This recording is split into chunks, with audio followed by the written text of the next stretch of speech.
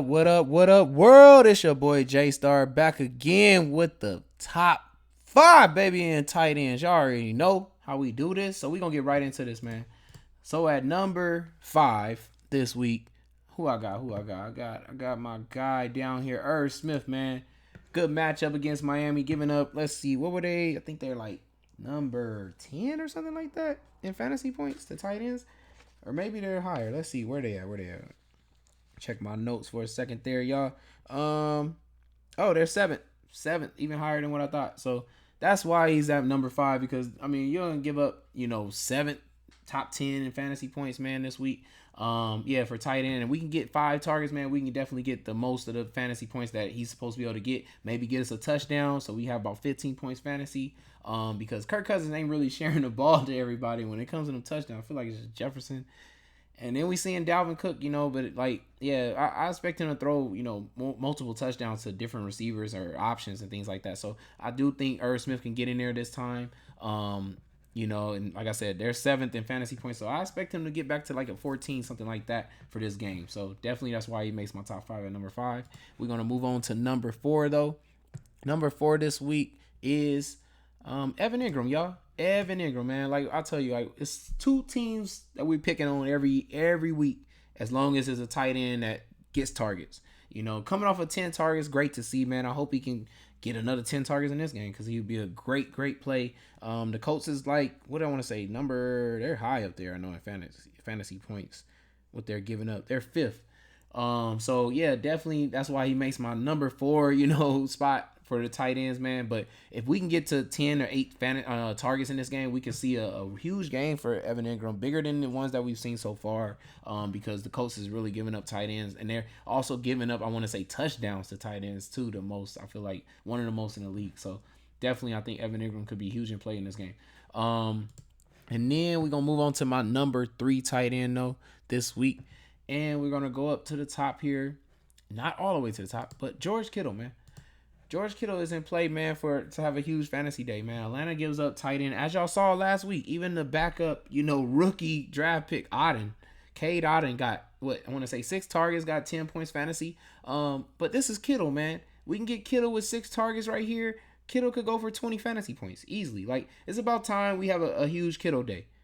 And I'm going to go ahead and say this is probably the one. This is probably the one. Garoppolo throws Kittle for a touchdown, 6 targets, 80 yards and a touchdown or something like that, so that's what I'm gonna say he gonna have, but yeah, it's huge Kittle. That's why I had to put him as my number 3 tight end on this list, and that's why he had to make the list too as well. And I want to say, what place are they in too at tight end though? They're in 4th place, man, in fantasy points at tight end, so definitely that's another reason why he made it. At number 2 though, we got, man, y'all gonna be tripping about this one. Disley or Noah Fant, man. I don't really know which one it is, but we do know Disley is a part of the offensive scheme, period, every game. So maybe it's more Disley. But to me, the higher fantasy point player, like athlete, is probably Fant.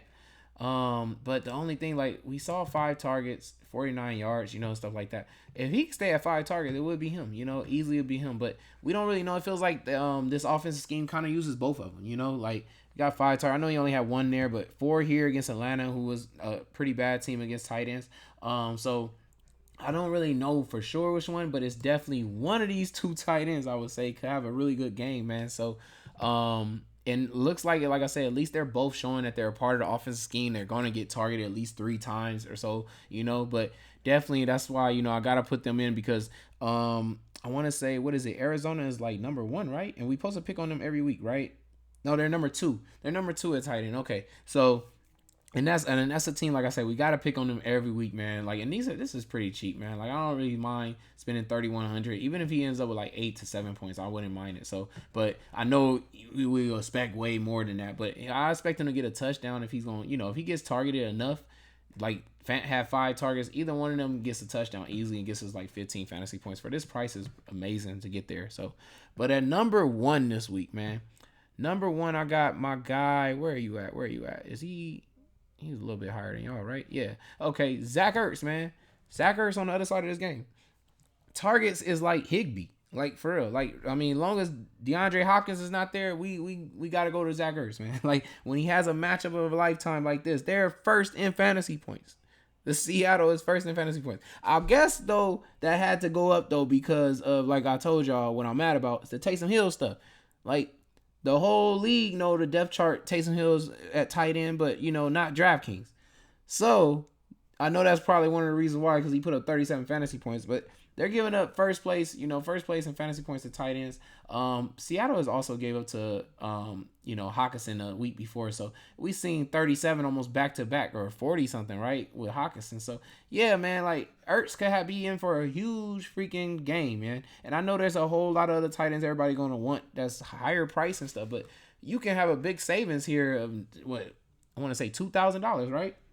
Of not paying up for Kelsey and what did I say, Mark Andrews, right?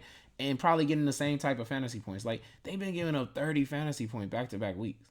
So I mean, it's in play. It's in play. Even though I know Ertz is probably not that type of tight end, but if he gonna get this many targets, like we don't know if all he got to get is 75 yards like this with 8 catches and a touchdown this time. And then we talking about at least 20 something. And we don't even know really what if he gets a 100-yard bonus or something like that. But Kyler needs weapons to come through for him, and he's targeting Ertz like crazy. So this could be possibly a 30-point fantasy point game for Ertz. And I don't see that many people going that hard taking him because it's two bigger tight ends above him that I know people are gonna want. So man, could just be a nice little contrarian move to make. But that's why he's my number 1 tight end. But at number 6 and just missed the cut. Who I have here? It is okay. So I have Fryermuth. We have to see what happens with the injury report, because he's definitely huge in play for a big game. He probably would have moved up above maybe my 5th or 4th place tight end in here, but or maybe like over like somebody like I would say Disley and them. Like he would be a safer pick than them because of the fact we know he's the only tight end and things like that, and we know he's a reliable tight end that gets a lot of targets. So I really would love that he clears the concussion protocol and everything in time, because I definitely like to take Fryermuth in this game at 3,800 too, expecting like 15 maybe 20 fantasy points. Man, tight end's been doing pretty well against Tampa Bay. So like I said, just missed the cut though because of the injury things. But if he does clear this stuff, man, definitely taking him. And of course, not to honorable mention of Kelsey and Andrews, of course. But that's it for my top 5 at tight end. Hope y'all enjoyed that video, man. Stay tuned for the running back, wide receiver, and quarterback top 5, man, as well as the full strategy on Friday and things like that. It's your boy Jaystar, and I'm out. Peace.